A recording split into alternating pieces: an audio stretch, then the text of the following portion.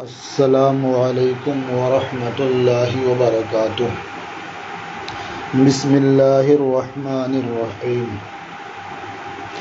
الفصل الثالث عن انس قال قال رسول اللہ صلی اللہ علیہ وسلم اذا مدح الفاسق غضب الرب تعالی واہتز له العرش۔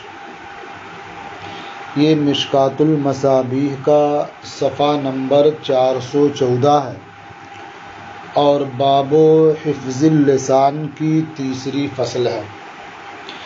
حضرت انس رضی اللہ تعالی عنہ سے مروی ہے، انہوں نے فرمایا کہ اللہ کے رسول صلی اللہ تعالی علیہ وسلم نے ارشاد فرمایا کہ جب فاسق کی تعریف کی جاتی ہے تو رب تبارک و تعالی تعریف کرنے والے پر غضب فرماتا ہے یا تعریف کرنے والے سے ناراض ہوتا ہے۔ وَاهْتَزَّ لَهُ الْعَرْشُ، اور اس کی وجہ سے عرش کانپ اٹھتا ہے۔ اسے امام بیہقی نے شعب الایمان میں روایت کیا ہے۔ فاسق کی تعریف کرنے سے مراد یہ ہے کہ عمومیت کے ساتھ فاسق کی تعریف کرے، یعنی کوئی شخص فاسق ہے اور اس کے بارے میں یہ کہے کہ فلاں بہت اچھا آدمی ہے، نیک ہے، شریف ہے، اس طرح اگر وہ تعریف کرتا ہے تو رب تعالیٰ کی ناراضی وہ مول لیتا ہے۔ ایسے تعریف کرنے والے پر رب تبارک و تعالی غضبناک ہوتا ہے، اور اگر کسی خاص وصف کا ذکر کر کے اس کی تعریف کرتا ہے اور وہ حقیقت میں اس کے اندر موجود ہے تو اس وعید میں وہ شامل نہیں ہے۔ مثلا ایک آدمی فاسق ہے لیکن وہ سخی ہے، غریبوں محتاجوں کی مدد کرتا ہے اور پریشان حالوں کا تعاون کرتا رہتا ہے۔ اب اگر اس کے بارے میں کوئی شخص یہ کہتا ہے کہ فلاں سخی ہے، لوگوں کا تعاون کرتا ہے، لوگوں کی مدد کرتا ہے، تو یہ تعریف کرنا اس وعید میں شامل نہیں ہوگا۔ فاسق کی تعریف کرنے کی وجہ سے رب تبارک و تعالی غضب فرماتا ہے اور اس کی وجہ سے عرش ہل جاتا ہے، کانپ اٹھتا ہے۔ اب اس سے مراد یا تو یہ ہے کہ واقعی عرش الہی کانپ اٹھتا ہے فاسق کی تعریف کی وجہ سے، یا یہ کنایہ ہے امر عظیم کے واقع ہونے کی وجہ سے، یعنی فاسق کی تعریف کرنا بہت بھیانک اور خوفناک امر ہے کہ اس کی وجہ سے عرش الہی کانپ اٹھتا ہے۔ تو عرش الہی کانپ اٹھتا ہے، اس ایک کنایہ ہے امر عظیم کے واقع ہونے سے۔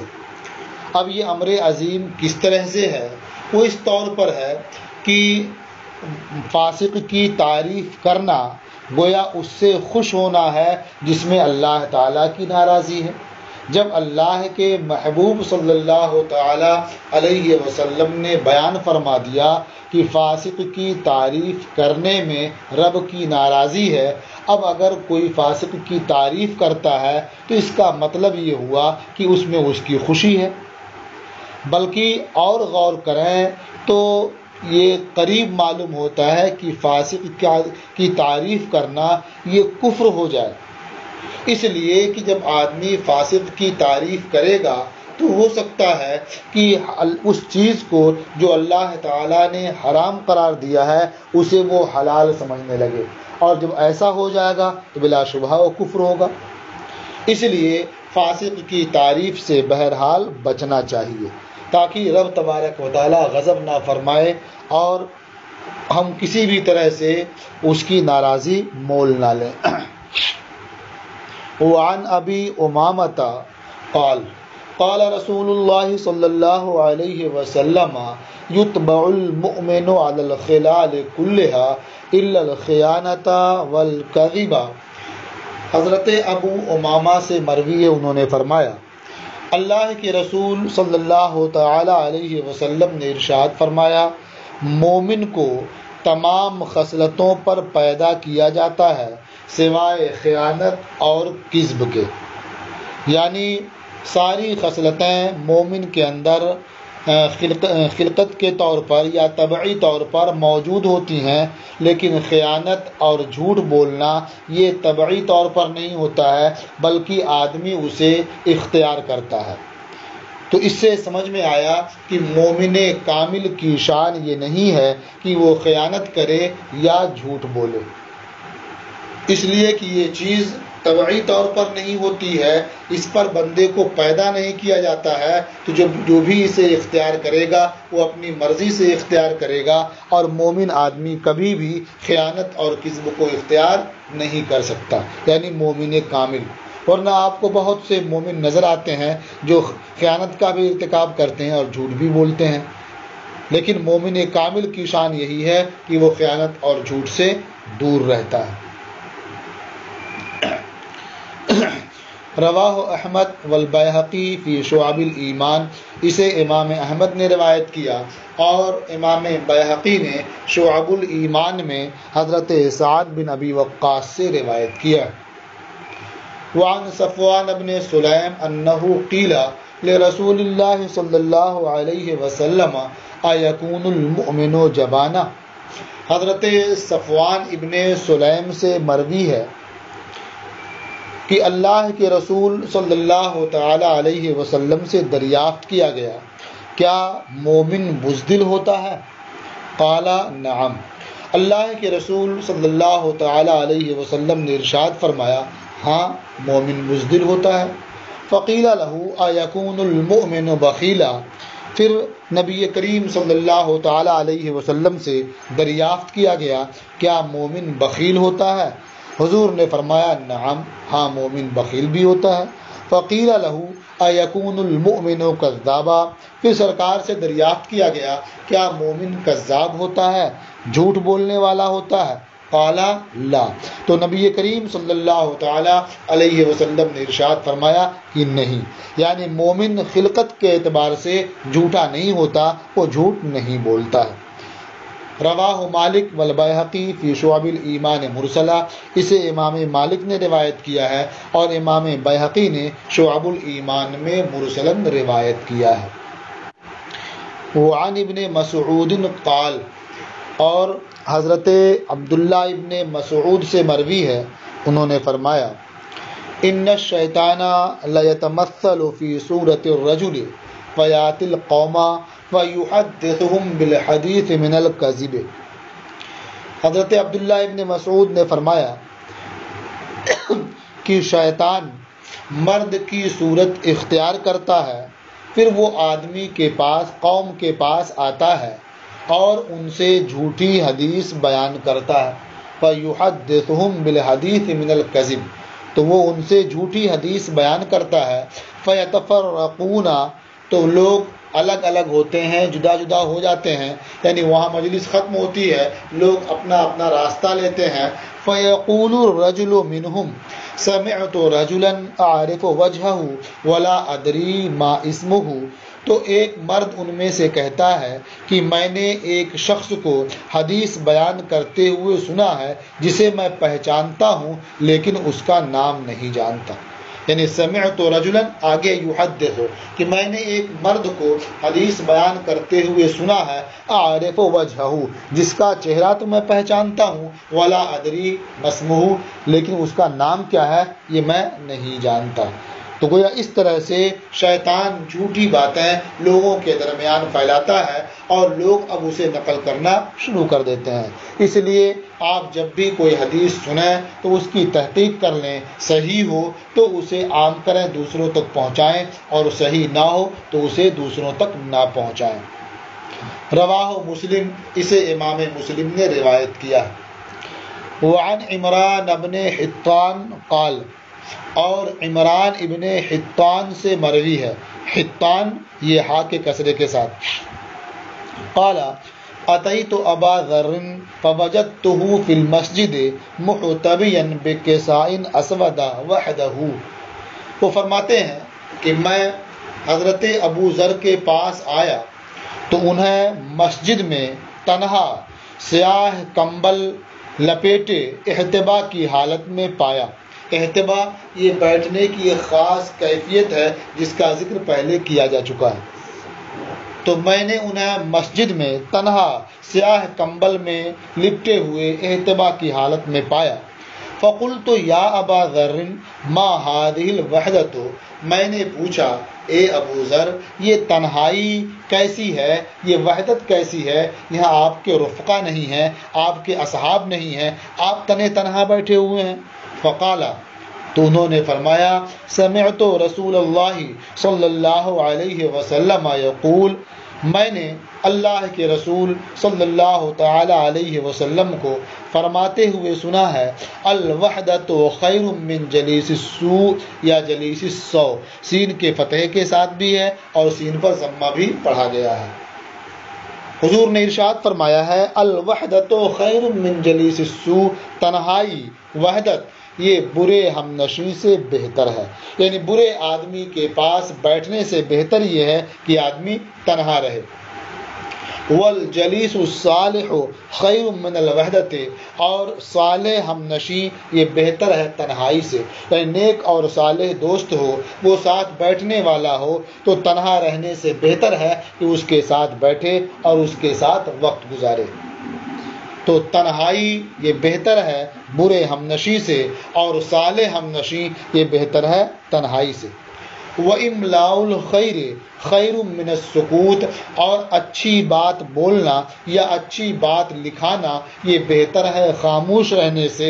وَالسُّكُوتُ خَيْرٌ مِّنْ إِمْلَاءِ الشَّرِّ، اور خاموش رہنا یہ بہتر ہے بری بات لکھانے سے یا بری بات بیان کرنے سے۔ املا میں دونوں چیزیں ہیں، یعنی اسے پیش کرنا، اسے بیان کرنا، تو اسے کہیں یوں ہی بیان کیا جائے یا بول کر کے کسی کو لکھایا جائے۔ تو اس سے معلوم ہوا کہ آدمی یا تو بولے تو اچھی بات بولے، زبان سے نکالے تو اچھی بات نکالے، ورنہ خاموش رہے۔ وعن عمران بن حسین ان رسول اللہ صلی اللہ علیہ وسلم قال، اور عمران ابن حسین سے مروی ہے کہ اللہ کے رسول صلی اللہ تعالی علیہ وسلم نے فرمایا مقام الرجل یا مقام الرجل، دونوں میم پر ضمہ بھی اور میم پر فتح دونوں پڑھ سکتے ہیں۔ مقام الرجل بالصمت افضل من عبادت 60 سنہ، مرد کا درجہ، مرد کا مرتبہ اللہ تعالیٰ کی بارگاہ میں خاموش رہنے کی وجہ سے 60 سال کی عبادت سے افضل ہے جو زیادہ بولنے کے ساتھ ہو۔ یعنی ایک آدمی فرائض پر اکتفا کرتا ہے اور خاموش رہ کر کے اللہ تعالیٰ کی پیدا کی گئی چیزوں میں غور و فکر کرتا ہے، عبرت کی نظر ڈالتا ہے، وہ زیادہ بولتا نہیں ہے، تو وہ شخص اللہ تعالیٰ کی بارگاہ میں اس سے افضل ہے جو 60 سال عبادت کرتا ہے لیکن اس کے ساتھ وہ زیادہ بولتا ہے، زیادہ باتیں بھی کرتا ہے۔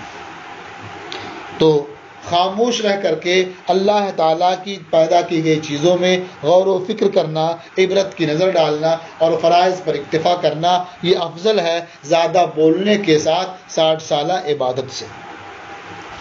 وعن ابی ذر قال، اور حضرت ابو ذر سے مروی ہے فرمایا دخلت علی رسول اللہ صلی اللہ علیہ وسلم فذکر الحدیث بطولہ، میں اللہ کے رسول صلی اللہ تعالی علیہ وسلم کی بارگاہ میں حاضر ہوا، پھر انہوں نے لمبی حدیث ذکر کی الی ان قال، یہاں تک کہ انہوں نے فرمایا قلت یا رسول اللہ اوصنی، یعنی حضرت ابو ذر نے لمبی حدیث ذکر کی تھی لیکن یہاں وہ لمبی حدیث کو حذف کر کے اس کا خاص حصہ نقل کیا گیا، تو اس میں انہوں نے یہ بھی فرمایا تھا کہ میں نے عرض کیا، یعنی حضرت ابو ذر فرماتے ہیں کہ میں نے عرض کیا یا رسول اللہ اوصنی، اے اللہ کے رسول مجھے آپ وصیت فرمائیں۔ قال اوصیک بتقوی اللہ، حضور صلی اللہ تعالی علیہ وسلم نے ارشاد فرمایا میں تمہیں اللہ سے ڈرنے کی وصیت کرتا ہوں، تقوی کی وصیت کرتا ہوں، یعنی جس حال میں بھی رہو اللہ تعالیٰ کی خشیت، اللہ تعالیٰ کا خوف تمہارے دل میں موجود رہے۔ جب تقوی آدمی کے اندر پیدا ہوگا تو بلا شبہ وہ ہر طرح کی عیوب سے، نقائص سے، نافرمانیوں سے دور رہے گا اور جن چیزوں کا اللہ تعالیٰ نے حکم دیا ہے اسے بجا لائے گا۔ فَإِنَّهُ أَزْيَنُ لِأَمْرِكَ كُلِّهِ، کیونکہ تقویٰ یہ تمہارے تمام معاملات کو زینت دینے والا ہے، یہ تمہارے تمام معاملات کی زینت کا سبب ہے۔ جب تم تقویٰ اختیار کر لو گے تو تمہارے تمام معاملات بہتر ہو جائیں گے۔ قلت زدنی، میں نے عرض کیا یا رسول اللہ اور وصیت فرمائیں۔ قال علیک بتلاوت القرآن و ذکر اللہ عز وجل، تم پر قرآن کریم کی تلاوت کرنا اور اللہ عز و جل کا ذکر کرنا لازم ہے۔ فَإِنَّهُ ذِكْرٌ لَكَ فِي السَّمَاءِ وَنُورٌ لَكَ فِي الْأَرْضِ، کیونکہ ایسا کرنا یعنی قرآن کی تلاوت اور اللہ عز و جل کا ذکر، یہ تیرا ذکر ہے آسمان میں اور تیرے لیے نور ہے زمین میں۔ یعنی جب تو اللہ تعالیٰ کا یہاں ذکر کرے گا تو اللہ تعالیٰ اور اس کے فرشتے آسمان میں تیرا ذکر کریں گے، اور یہ قرآن کی تلاوت اور اللہ تعالیٰ کا ذکر یہ تیرے لیے دنیا میں زمین میں نور ہوگا۔ قلت زدنی، میں نے عرض کیا اور وصیت فرمائیں۔ قال علیک بطول الصمت فإنه مطردۃ للشیطان وعون لک علی امر دینک، ارشاد فرمایا کہ تم پر لمبی خاموشی لازم ہے، یعنی اللہ تعالیٰ کی نعمتوں میں، اللہ تعالیٰ کی تخلیقات میں غور و فکر کرتے ہوئے لمبی خاموشی اختیار کرو، یہ تم پر لازم ہے، کیونکہ یہ شیطان کو بھگانے کا سبب ہے اور تیرے لیے تیرے دین کے معاملے پر مددگار ہے۔ یعنی اس خاموشی اور غور و فکر کی وجہ سے تمہیں اپنے دین کے معاملے میں مدد ملے گی اور شیطان تم سے دور ہوگا۔ قلت زدنی، میں نے عرض کیا یا رسول اللہ اور اضافہ فرمائیں اور وصیت فرمائیں۔ قال ایاک وکثرۃ الضحک، فرمایا کہ زیادہ ہنسنے سے اپنے آپ کو دور رکھو، یعنی اب زیادہ مت ہنسو۔ فإنہ یمیت القلب، کیونکہ زیادہ ہنسنا دل کو مردہ کر دیتا ہے۔ تو ایاک وکثرۃ الضحک، زیادہ ہنسنے سے خود کو بچاؤ، کیونکہ زیادہ ہنسنا دل کو مردہ کر دیتا ہے، دل کو سخت بنا دیتا ہے، آدمی کو غافل کر دیتا ہے۔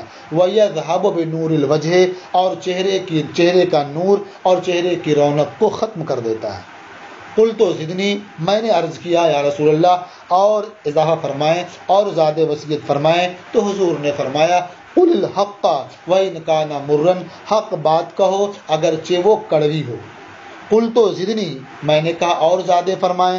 قال لا تخف فی اللہ لومۃ لائم، فرمایا اللہ تعالیٰ کے سلسلے میں کسی ملامت کرنے والے کی ملامت سے نہ ڈرو، یعنی تم اللہ تعالیٰ کی اطاعت و فرما برداری کرو، اب اس سلسلے میں اگر کوئی تمہیں ملامت کرتا ہے تو اس کا تم خوف نہ کرو، اس کی تم پرواہ نہ کرو۔ قلت زدنی، میں نے عرض کیا اور اضافہ فرمائیں اور وصیت فرمائیں۔ قال لیحجزک عن الناس ما تعلم من نفسک، چاہیے کہ تمہیں لوگوں کے عیوب سے وہ چیز روک دے جو تم اپنی ذات سے جانتے ہو، یعنی تمہیں جو اپنی ذات کے عیب کا علم ہے تو اپنی ذات کے عیب کا علم تمہیں دوسرے لوگوں کی عیب جوئی سے، ان کا عیب ڈھونڈنے سے روک دے، یہ تمہارے لیے ہونا چاہیے۔ یعنی تم اپنی ذات کے بارے میں غور و فکر کرتے رہو، اپنے عیب پر نظر رکھو، دوسرے کے عیب کو نہ دیکھو، ان کی طرف توجہ نہ دو۔ وعن انس ان رسول اللہ صلی اللہ علیہ وسلم قال، اور حضرت انس سے مروی ہے کہ اللہ، اس میں ان ہے اور بعض نسخوں میں انا ہے، انا یہ زیادہ ظاہر ہے کہ حضرت انس رضی اللہ تعالی عنہ سے مروی ہے کہ اللہ کے رسول صلی اللہ تعالی علیہ وسلم نے فرمایا یا ابا ذر الا ادلک علی خصلتین ہما اخف علی الظہر واثقل فی المیزان۔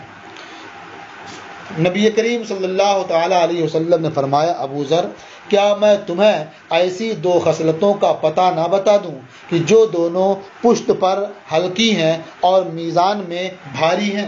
یعنی وہ دو خصلتیں پشت پر ہلکی ہیں، یعنی انہیں بجا لانا، انہیں اختیار کرنا یہ بہت آسان ہے، لیکن میزان عمل میں وہ بہت بھاری ہیں۔ قال قلت بلا، انہوں نے عرض کیا انہوں نے کہا کہ میں نے عرض کیا بلا کیوں نہیں یا رسول اللہ، آپ ارشاد فرمائیں۔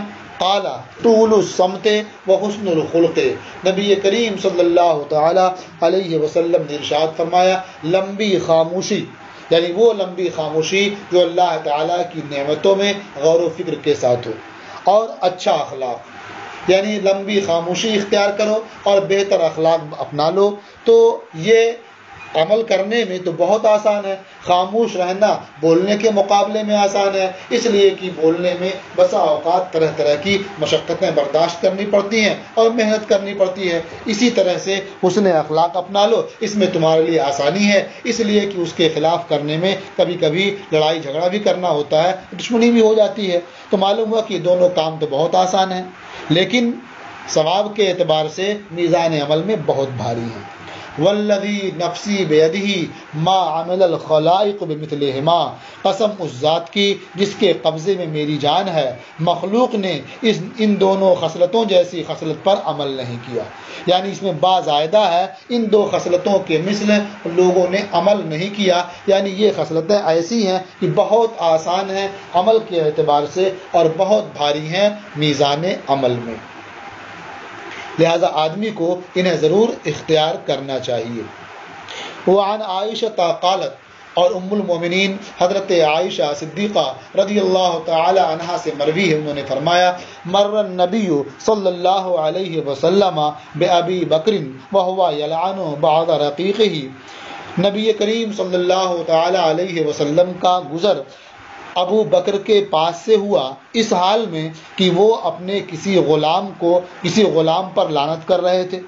فالتفت الیہ، تو نبی کریم صلی اللہ تعالی علیہ وسلم حضرت ابو بکر کی جانب متوجہ ہوئے اور ارشاد فرمایا لعانین و صدیقین، یہاں حل رعیتہ محذوف ہے، یعنی کیا آپ نے لعنت کرنے والوں اور صدیق کو ایک ساتھ دیکھا ہے؟ یعنی یہ دونوں صفات کسی ایک شخص میں آپ نے جمع دیکھی ہیں؟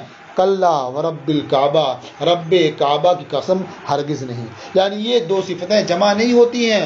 فاعتق ابو بکر یومئذ بعد رقیقہ، تو حضرت ابو بکر نے اس دن اپنے کچھ غلام آزاد کر دیے۔ ثم جاء الی النبی صلی اللہ علیہ وسلم، پھر وہ نبی کریم صلی اللہ تعالی علیہ وسلم کی بارگاہ میں حاضر ہوئے۔ فقال لا اعود، اور عرض کیا کہ میں دوبارہ ایسا نہیں کروں گا، یعنی جو غلطی ہو گئی ہے اس کے کفارے کے طور پر آپ نے اپنے کچھ غلام آزاد کر دیے اور سرکار کی بارگاہ میں حاضر ہو کر کے عرض کیا کہ اب آئندہ ایسی غلطی نہیں ہوگی۔ روى البیہقی الاحادیث الخمسہ فی شعب الایمان، امام بیہقی نے یہ 5 حدیثیں جو آپ نے آخر میں پڑھی ہیں یہ شعب الایمان میں روایت کی ہیں۔ وعن اسلم قال ان عمر دخل یوما علی ابی بکر الصدیق وہو یجبذ لسانہ، حضرت عمر ابن خطاب رضی اللہ تعالی عنہ کے آزاد کردہ حضرت اسلم سے مروی ہے، انہوں نے فرمایا کہ حضرت عمر ایک روز حضرت ابو بکر صدیق کے پاس تشریف لے گئے، اس حال میں کہ وہ یعنی حضرت ابو بکر صدیق اپنی زبان کو کھینچ رہے تھے، وہو یجبذ لسانہ، اور وہ اپنی زبان کو کھینچ رہے تھے۔ فقال عمر مہ غفر اللہ لک، تو حضرت عمر نے فرمایا کہ اس سے باز رہیے، یعنی زبان کھینچنا چھوڑ دیجئے، غفر اللہ لک، اللہ تعالیٰ آپ کی مغفرت فرمائے۔ فقال له ابو بکر، تو حضرت ابو بکر نے ان سے فرمایا ان ھذا اوردنی الموارد، بے شک اسی نے مجھے ہلاکت کی جگہوں میں ڈالا ہے، ہلاکت کی جگہوں میں پہنچایا ہے۔ معلوم ہوا کہ زبان کی حفاظت بہت اہم ہے، بہت مشکل بھی ہے، اس لیے کہ آدمی جانے کیا کیا بولتا رہتا ہے اور اس کی طرف توجہ نہیں دے پاتا ہے۔ تو یہ حضرات جو اپنی زبان کی خوب حفاظت کرتے تھے اس کے بعد بھی زبان کھینچ کر کے گویا یہ واضح کرنا چاہتے تھے کہ یہ اس کی حفاظت مشکل ہے، آدمی کو ہمیشہ اس کی طرف توجہ دینی چاہیے۔ رواہ مالک، اسے امام مالک نے روایت کیا۔ وعن عبادۃ بن الصامت ان النبی صلی اللہ علیہ وسلم قال، اور حضرت عبادہ ابن صامت سے مروی ہے کہ نبی کریم صلی اللہ تعالی علیہ وسلم نے ارشاد فرمایا اضمنوا لی ستا من انفسکم اضمن لکم الجنہ، تم اپنی ذات سے میرے لیے 6 چیزوں کی ضمانت لے لو، میں تمہارے لیے جنت کی ضمانت لیتا ہوں۔ اصدقوا اذا حدثتم، اب یہ 6 چیزیں کیا ہیں؟ کہ اصدقوا اذا حدثتم، سچ بولو جب تم بات کرو، جب بھی کسی سے بات چیت ہو تو سچ بولو۔ واوفوا اذا وعدتم، اور جب تم وعدہ کرو کسی سے تو اسے پورا کرو۔ وَأَدُّوا اِذَا اؤْتُمِنْتُمْ، اور جب تمہیں امین بنایا جائے، تمہارے پاس امانت رکھی جائے تو تم امانت ادا کرو۔ وَحَفَظُوا فُرُوجَكُمْ، اور اپنی شرمگاہوں کی حفاظت کرو۔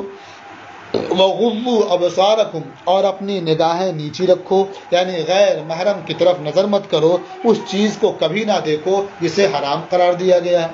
وَكُفُّوا أَيْدِيَكُمْ، اور اپنے ہاتھوں کو روکو، یعنی کسی پر ظلم نہ کرو، زیادتی نہ کرو، تو اپنے ہاتھوں کو ظلم و زیادتی سے روکو، یا ایسی چیزیں پکڑنے سے، اپنے ہاتھ میں لینے سے باز رہو جسے اللہ تعالیٰ نے حرام قرار دیا ہے۔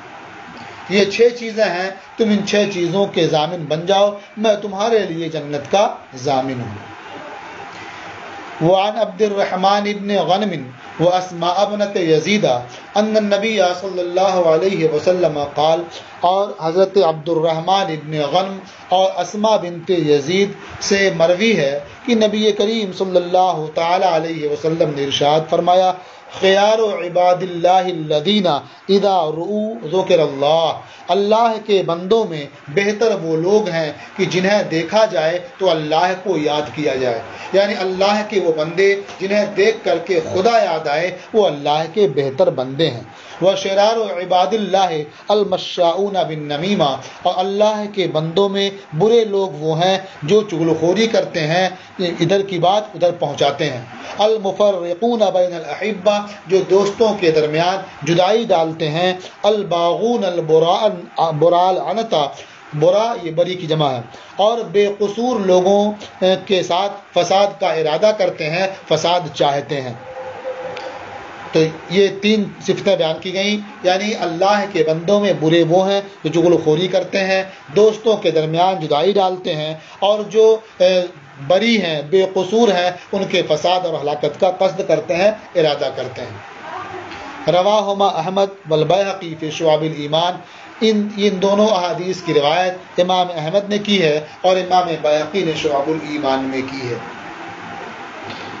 وعن ابن عباس ان رجلین صلیا صلاۃ الظہر او العصر، اور حضرت عبداللہ ابن عباس سے مروی ہے کہ 2 لوگوں نے ظہر یا عصر کی نماز ادا کی، وکانا صائمین، اور وہ دونوں روزے سے تھے۔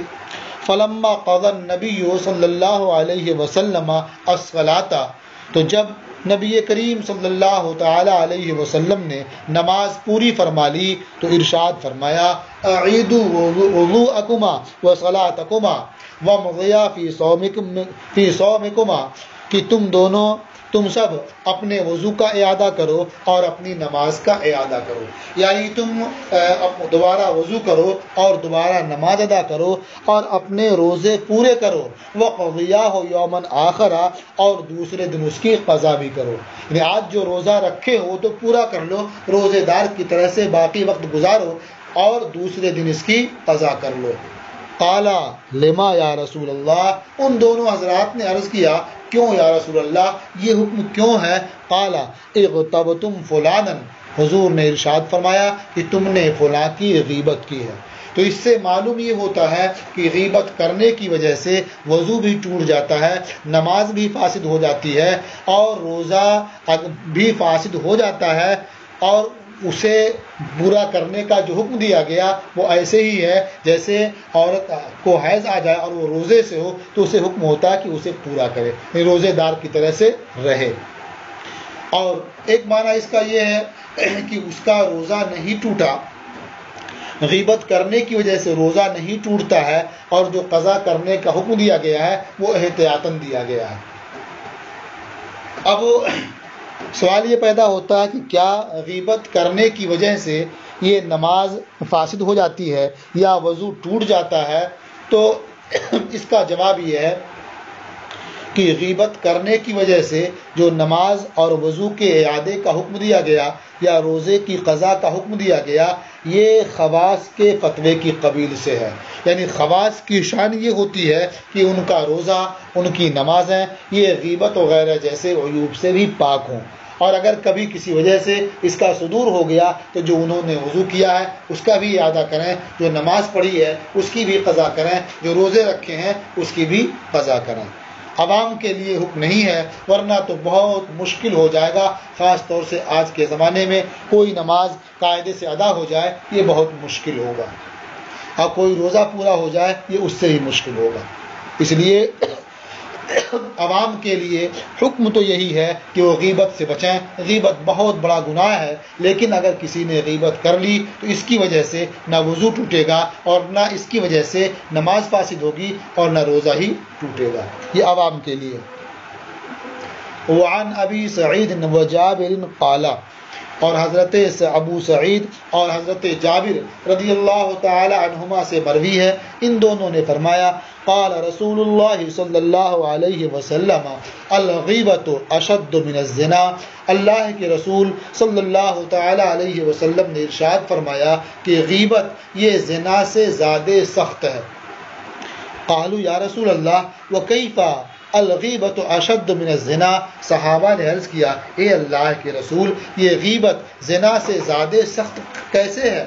قال ان الرجل لا یزنی فیتوب اللہ علیہ، حضور نبی کریم صلی اللہ تعالی علیہ وسلم نے ارشاد فرمایا کہ مرد زنا کا ارتکاب کرتا ہے تو وہ توبہ کرتا ہے اور اللہ تعالیٰ اس کی توبہ قبول فرما لیتا ہے، اور جب اللہ تعالیٰ نے توبہ قبول فرما لی تو اس کا وہ گناہ ختم ہو گیا، گویا اس نے گناہ کیا ہی نہیں ہے۔ وفی روایت، اور ایک روایت میں فیتوب فیغفر اللہ لہ، کہ بندہ سے زنا کا ارتکاب ہو جاتا ہے تو وہ اللہ کی بارگاہ میں توبہ کرتا ہے اور اللہ تعالیٰ اس کا گناہ بخش دیتا ہے۔ وَإِنَّ صَاحِبَ الْغِیبَةِ لَا يُغْفَرُ لَهُ، اور غیبت والے کی بخشش نہیں ہوتی ہے، غیبت والے کا گناہ نہیں بخشا جاتا ہے، حَتَّى يَغْفِرَهَا لَهُ صَاحِبُهُ، یہاں تک کہ اسے وہ شخص معاف کر دے جس کی اس نے غیبت کی ہے۔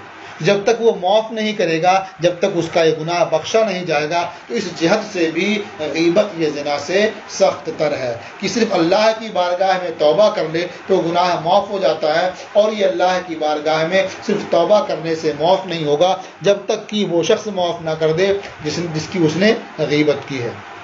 تو ایک صورت یہ ہوئی کہ غیبت یہ زنا سے سخت تر ہے، اور دوسری صورت جو آگے آ رہی ہے وفی روایت انس قال، اور حضرت انس کی روایت میں فرمایا صاحب الزنا یتوب و صاحب الغیبت لیس لہ توبہ، صاحب زنا کرنے والا، زنا کا مرتکب یہ توبہ کر لیتا ہے، یعنی اسے وہ گناہ سمجھتا ہے، اللہ تعالیٰ کا خوف دل میں پیدا ہوتا ہے تو وہ توبہ کر لیتا ہے، اور جو صاحب غیبت ہے، جو غیبت کرنے والا ہے، اس کے لیے توبہ نہیں ہے، یعنی وہ اسے گناہ سمجھتا ہی نہیں ہے، اس لیے رب کی بارگاہ میں اس سے توبہ اور استغفار بھی نہیں کرتا ہے، تو اس کا گناہ اس کے ذمہ باقی رہ جاتا ہے، اور زنا کا گناہ وہ معاف ہو جاتا ہے، اسے بخش دیا جاتا ہے۔ تو اس لحاظ سے بھی زنا یہ غیبت ہے، یہ زنا سے سخت تر ہے۔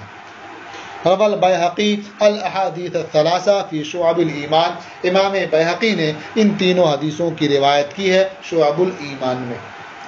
وعن انس قال، اور حضرت انس سے مروی ہے، انہوں نے فرمایا قال رسول اللہ صلی اللہ علیہ وسلم ان من کفارۃ الغیبۃ ان تستغفر لمن غتبته، اللہ کے رسول صلی اللہ تعالی علیہ وسلم نے ارشاد فرمایا کہ بے شک غیبت کا کفارہ یہ ہے کہ تم اس کے لیے مغفرت کی دعا کرو جس کی تم نے غیبت کی ہے، یا جس کی غیبت کی ہے اس کے لیے مغفرت کی دعا کرتے رہو، تو یہ دعا کرنا اس غیبت کا کفارہ ہے۔ کیسے دعا کرو گے؟ تقول اللہم اغفر لنا ولہ، تم کہو اے اللہ ہمیں بخش دے اور اسے بخش دے، ہماری مغفرت فرما اور اس کی مغفرت فرما۔ رواہ البیہقی فی الدعوات الکبیر، اسے امام بیہقی نے الدعوات الکبیر میں روایت کیا ہے۔ وقال فی ھذا الاسناد ضعف، اور فرمایا اس کی سند میں ضعف ہے، کمزوری ہے۔ اس سے معلوم ہوا کہ غیبت جسے لوگ بہت آسان سمجھتے ہیں، کوئی اہمیت نہیں دیتے، کوئی اس کی پرواہ نہیں کرتے، اور کوئی مجلس آج کے زمانے میں لوگوں کی ایک دوسرے کی غیبت سے خالی نہیں ہوتی ہے، ان کے لیے یہ درس عبرت ہے۔ انہیں سمجھنا چاہیے کہ یہ غیبت کتنا بڑا گناہ ہے کہ یہ زنا سے بھی سخت تر ہے، اور یہ اسی وقت معاف ہوگا جب بندہ اللہ تعالیٰ کی بارگاہ میں توبہ اور استغفار کرے، اور جس کی غیبت کی ہے اس سے معافی مانگ لے، وہ اسے معاف کر دے۔ یہ باب و حفظ اللسان پورا ہوا۔ اب اس کے بعد انشاءاللہ آپ باب الوعد پڑھیں گے، اور اس طرح سے آج کا آپ کا سبق بھی مکمل ہوا۔ السلام علیکم ورحمۃ اللہ تعالی وبرکاتہ۔